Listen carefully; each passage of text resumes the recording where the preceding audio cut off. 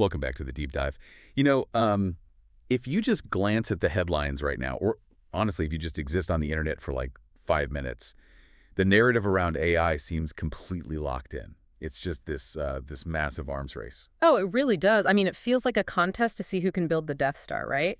You've got Google, OpenAI, Anthropic, all of them just competing to build the biggest, baddest, most all-encompassing brain possible. Right, exactly. It's the era of the monolith. Yeah. And the sales pitch we're all getting is basically, here is a godlike intelligence. Uh-huh. It knows everything from quantum physics to how to write a limerick about a cat. Just pays $20 a month and don't ask questions. Yeah, that's been the dominant story for the last few years, for sure.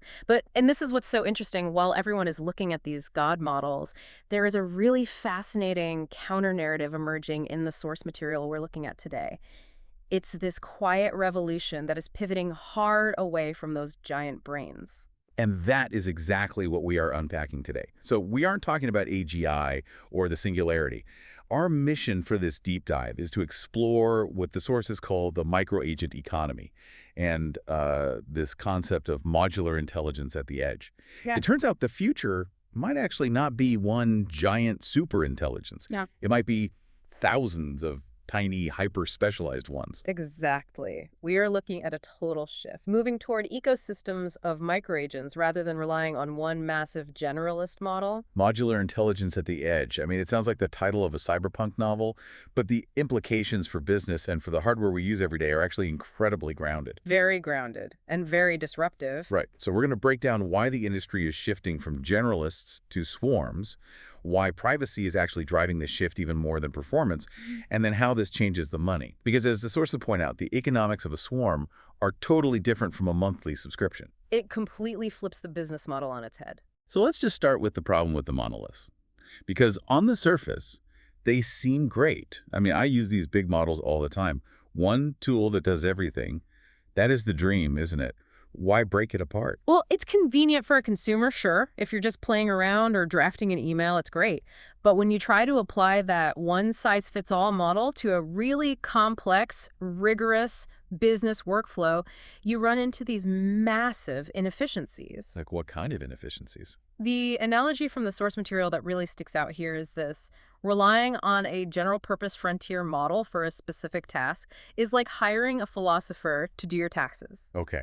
I absolutely love that image. It fits perfectly, doesn't it? Because the philosopher is brilliant. They've read every book ever written. They can discuss ethics, logic, the history of numbers, the metaphysical meaning of value. Right, but do you actually want them filing your 1099s? Probably not. They'd probably write a dissertation on the nature of income rather than just adding up the receipts. And they'd probably get the math wrong, too, because they're too busy thinking about the bigger picture. Exactly. And that is the fundamental issue with monoliths. They're incredibly expensive to run. They're comparatively slow because they're dragging around terabytes of knowledge they don't need for the task at hand. And crucially, they are prone to hallucinating details. Right, the hallucinations. We have all seen that happen. Yeah, because they are trained to be creative, conversational, helpful. They are prediction engines at their core, predicting the next likely word.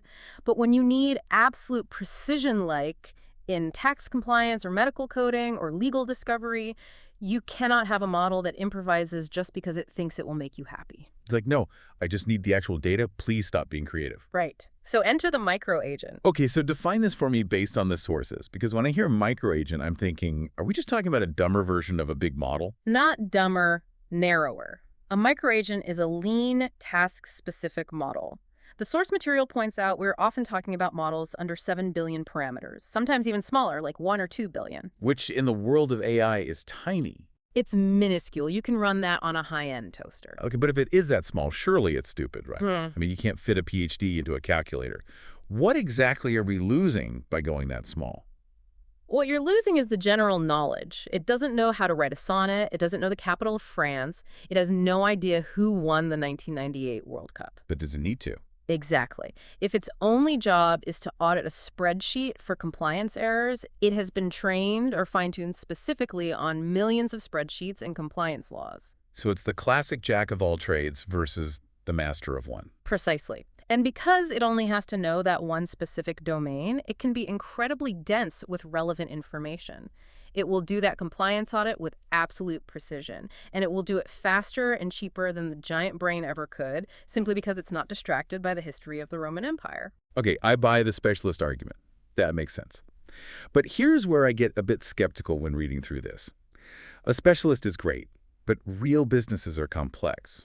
A tax return isn't just one task. It's reading emails, checking bank logs, understanding tax law, formatting a final PDF. If I have a model that only does one thing, don't I need 1,000 of them? You do, yes. And that is exactly where the architecture of the future shifts. You don't just use one agent, you use a swarm. The swarm, which, I have to say, sounds slightly terrifying. It does sound a bit sci-fi, but it's collaborative, not ominous. Think of it as a digital construction site. You don't have one single person pouring concrete and wiring the electricity and drawing the blueprints. Right, you have subcontractors. Exactly. So in a digital swarm for, let's say, a customer support system, you break the workflow down. The sources give a great example of this. You might have an auditor agent. Its entire existence is dedicated solely to looking for compliance red flags in the chat logs. That is it. The guy with the clipboard making sure everything's up to code? Right. Then you have a summarizer agent. It takes the messy 20-minute customer conversation and converts it into a clean executive brief for the human managers.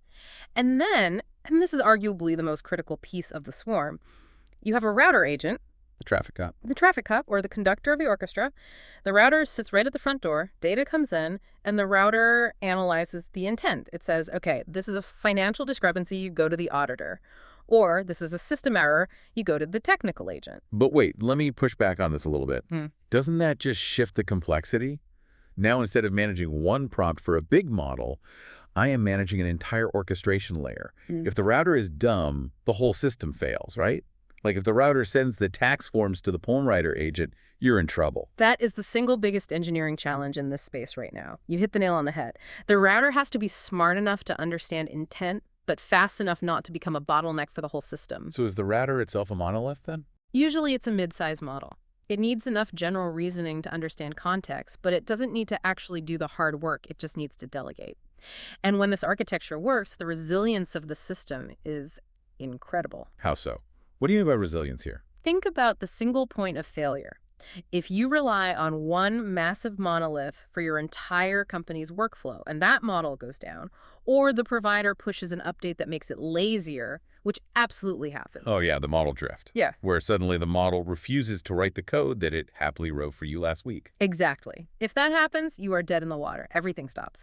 But in a swarm architecture, if the summarizer agent starts acting up, you just swap out that one specific part. You don't have to rebuild or retrain the entire system. You just plug in a new summarizer. It is completely modular. It's like changing a tire versus buying a whole new car. That's a great way to put it. It allows for a level of operational stability that enterprise IT departments absolutely love. They hate black boxes that change their behavior every rec. They like modular components they can test, verify, and lock down. So we have these teams of specialists, and that solves the philosopher doing taxes problem. But there's another huge layer to this that the sources dive into. We mentioned the edge earlier. Yes. This is critical. In fact, I would argue this is actually the biggest driver for corporate adoption right now, even more than the performance benefits we just talked about. We are talking about privacy. We are. It's the ultimate corporate hurdle. Right now, for a lot of regulated industries, healthcare, finance, legal, using a massive cloud-based AI is a complete non-starter. Because you have to send your data to them. I mean, if I'm a bank, I can't just upload my customers' social security numbers to a public cloud model and ask for a summary. Exactly. Data sovereignty. You cannot send PII, personally identifiable information, or your proprietary trading strategies out to a third-party cloud provider. Yeah. It is a security nightmare. The compliance officers would have a heart attack. So the monoliths are effectively walled off from the very people who probably need their efficiency the most, all because of privacy concerns. Right. But microagents change the game entirely because of their physical size. We mentioned earlier they are small language models, or SLMs.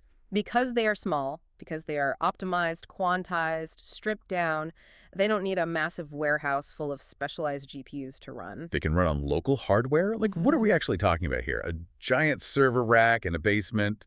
A laptop? Both. We are seeing models now that run effectively on a high-end MacBook Pro or just a standard office server with a decent consumer-grade graphics card. That is a total game changer. That means you can bring the AI to the data rather than sending the data to the AI. Exactly, total data privacy.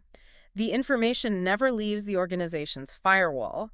The agent processes everything on site. So you get all the intelligence and efficiency of AI, but the data security of an air-gapped Excel spreadsheet. Okay, but let's get slightly technical for a second because the sources touch on this. Yeah. How do you actually squash a model down that small without lobotomizing it? It is a process called distillation and quantization. Essentially, you take a massive teacher model, the monolith, and you have it teach a smaller student model. The student doesn't learn everything the teacher knows. It just learns the specific behaviors required for the exact task it needs to do. So it is literally like cramming for a test. You only memorize what is going to be on the exam. You don't read the whole textbook. Exactly. And then you have quantization, which is basically lowering the mathematical fidelity of the numbers inside the model to make it run on smaller chips. Like compressing an image. Or audio. It's like moving from a massive lossless audio file to an MP3. You lose a tiny bit of nuance, but the file size drops by 90%. And for a specific task like checking a spreadsheet for fraud, you probably don't need lossless fidelity on the nuances of Shakespearean English anyway. You just need the math to work. Correct. And that actually brings us to the second massive benefit of running locally at the edge, which is speed. Zero latency. Zero latency, or near zero. Think about the physical limitations of the cloud. When you ask a monolith a question, your data has to travel across the internet to a data center in Virginia or Ireland, get processed in a queue, and travel all the way back. That is a round trip. Which, even if it's incredibly fast, can still take a second or two. Right, and for you or me asking for a recipe at home, who cares? But think about a voice-to-voice agent. If you were talking to an AI customer support agent and there is a 700 millisecond delay every single time you speak, the illusion totally breaks. It feels robotic, people talk over each other, it's annoying. Or think about fraud detection, which the sources highlight. Exactly. If you are a bank processing a credit card transaction at a terminal, you need to know right now if it's fraudulent, not in 2 seconds. The transaction has to clear instantly while the customer is standing there. So by running it on the device at the edge, you eliminate the commute entirely. The intelligence is right there where the event is actually happening. Real-time applications require real-time processing. You just can't rely on a sketchy Wi-Fi connection to the cloud for mission-critical tasks. Okay, so let's summarize where we are. We have better performance because they are hyper-focused specialists. We have better privacy and better speed because they are local. But usually in tech, when you get better performance and better security, the price tag goes through the roof. And here's where the story gets really compelling. The economics of the swarm are actually better for everyone involved. So walk me through the money here. How is this different from paying my usual $20 a month for a subscription? Well, the current model, the SaaS model, is essentially all you can eat. You pay a flat monthly fee, or you pay for a massive bucket of tokens to access this giant brain in the cloud. Right. It is like a gym membership. Whether I go once a month or every single day, I pay the exact same fee. And for companies, that often turns into shelfware. They buy 10,000 seats of an enterprise AI tool, and only 500 people actually use it effectively. They're just burning cash. But the micro-agent economy is shifting toward usage-based microtransactions, purely utility-based pricing. Okay, but microtransactions makes it sound like I'm buying cosmetic skins in a video game. What does that actually mean in an enterprise business context? It means you pay for the successful outcome, not the potential capacity. Let's look at the inventory prediction agent example from the text. A developer creates this highly specialized agent. It does one thing perfectly. It predicts exactly when a retail store needs to reorder stock. Okay, I'm with you. A business decides to hire this digital agent. They don't pay a monthly subscription fee just to have it sit on their server. They pay a microtransaction, maybe a tiny fraction of a cent, every single time the agent successfully runs a prediction. So if I'm the business, this moves AI from a capital expenditure, where I'm buying a big expensive system up front, to an operating expense. I strictly only pay when actual work gets done. Exactly. You aren't paying for idle capacity, and if you run it locally on your own hardware, the compute cost is just the electricity of your own server. You might pay a tiny licensing fee to the developer per run, but you aren't paying a tech giant for expensive cloud compute time. But wait, if I am the developer who built this agent, This sounds like a much harder way to make money than just getting everyone to sign up for a $20 subscription. It's different, definitely. It's a volume play. It creates a passive, recurring revenue stream. You build the specialist once, you do the hard work of training it and distilling it down, and then you have potentially thousands of companies running it daily on their own hardware, sending you tiny micropayments every time it runs. Oh, so it's closer to the App Store model than the traditional SaaS software model. Or even royalties in music. It's like writing a hit song. You write it once, and every time it gets played on the radio, you get a tiny check. If you build the best medical billing coder agent in the world, you could have every hospital in the country sending you fractions of a cent every second of every day. That adds up incredibly fast. That really aligns the incentives so much better. The business wants efficiency and low overhead. The developer wants high volume usage. And crucially, nobody is paying for a massive GPU cluster in Virginia to sit idle overnight. Right. The industry calls this future state the liquid utility. Liquid utility. I highlighted that exact phrase in the notes. It feels really significant. It is significant. Think about water or electricity. You turn on the tap, you get the water you need, you pay strictly for what you used, and you turn it off. You don't pay a massive flat fee to own a piece of the local reservoir. That is what AI becomes in this model. You tap into this swarm of intelligence, you pull down the specific agents you need for a workflow, maybe a translator agent and a legal analyst agent. You run them locally for total security, you pay the micro fee for the task, and then you're done. It stops being a product you buy and starts being infrastructure you just use. That is a massive conceptual shift. And it seems like it effectively democratizes the creation side of this technology too. Huge point. In the monolith era, who can actually afford to play the game? Only Google, Microsoft, Meta. You need billions of dollars in compute just to train a frontier model. The barrier to entry is basically impossible for a normal person. But if I am building a microagent, You can literally do it in your bedroom. uh, If you are a domain expert, say you've been a structural engineer for 20 years, you can curate a highly specific data set, fine-tune an open source model like Llama or Mistral, and create a structural integrity agent that is practically better at that one task than anything Google has. because Google doesn't have your 20 years of lived experience and your specific proprietary data. They have the whole public internet, but they don't have the deep nuance of your specific field. Exactly. This model values domain expertise over raw compute power. It completely levels the playing field. Suddenly, a small team or even a single developer can build a world-class tool that a Fortune 500 company relies on every single day. It is fascinating. It really reframes the whole humans versus robots narrative that we see everywhere. We're always so worried about the big AI coming to take all of our jobs in one fell swoop. It does reframe it. It suggests that the future isn't a battle against a single godlike AI. It's an interconnected ecosystem. It is micro-entities and humans collaborating together. We aren't being replaced by one giant brain. We are becoming the conductors of an orchestra of tiny brains. We are the orchestrators. I really like that framing, but I want to pause there and pivot to something a bit more philosophical to wrap us up, if that's all right. Sure, let's hear it. We have spent this entire deep dive making the case for the specialist.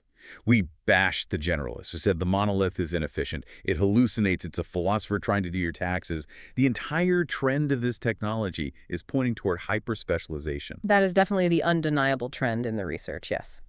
So here's the question that keeps nagging at me after reading all of this. If the digital workforce is becoming hyper-specialized, and the most valuable AI is the one that does exactly one thing perfectly, what does that mean for us?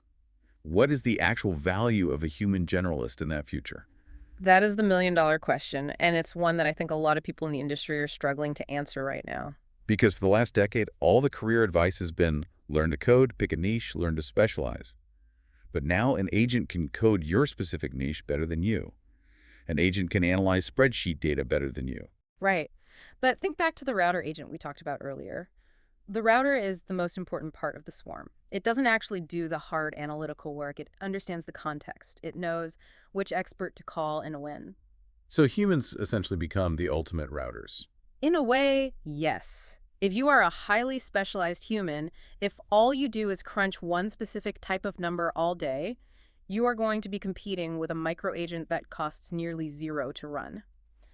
But if you are a generalist, if you can connect the dots between the legal team, the engineering team, and the marketing strategy, That kind of cross-domain context is something the swarm struggles with deeply. Because the swarm is made of silos. Hmm. The auditor agent has absolutely no idea what the marketing agent is doing. It doesn't care. Exactly. The value shifts from doing the specific technical thing to understanding how all the different things fit together to achieve a real-world goal. So the new philosophers might actually turn out to be the most valuable employees in the company, provided they know how to manage the digital construction site. So we shouldn't feel too bad about being generalists after all.